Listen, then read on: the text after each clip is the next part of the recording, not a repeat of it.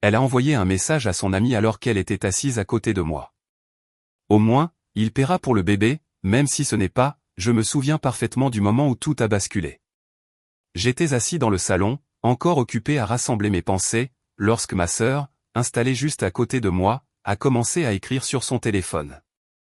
Je ne faisais pas vraiment attention jusqu'à ce que l'écran s'illumine d'un message qu'elle envoyait à son amie.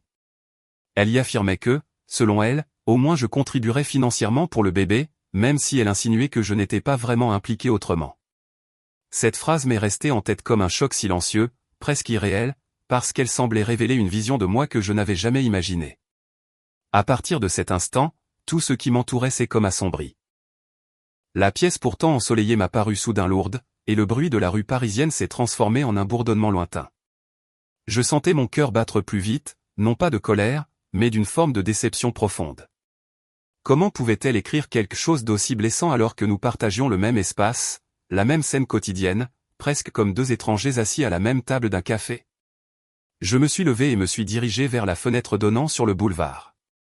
Les voitures défilaient, les gens marchaient avec assurance, certains pressés, d'autres détendus, comme si le monde continuait sans jamais s'arrêter pour les tourments silencieux de chacun.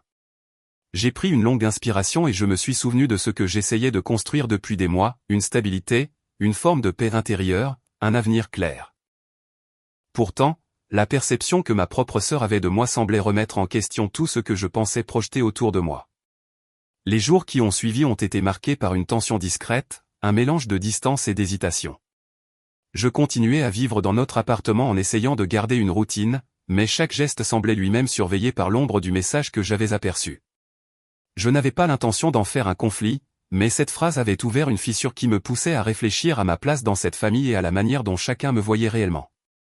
Alors, j'ai pris la décision de prendre du recul. Je me suis mis à marcher plus souvent le long de la Seine, à m'asseoir près des quais pour écouter le mouvement régulier de l'eau. Peu à peu, j'ai compris que ce message ne définissait pas ce que je valais, ni ce que j'étais prêt à devenir.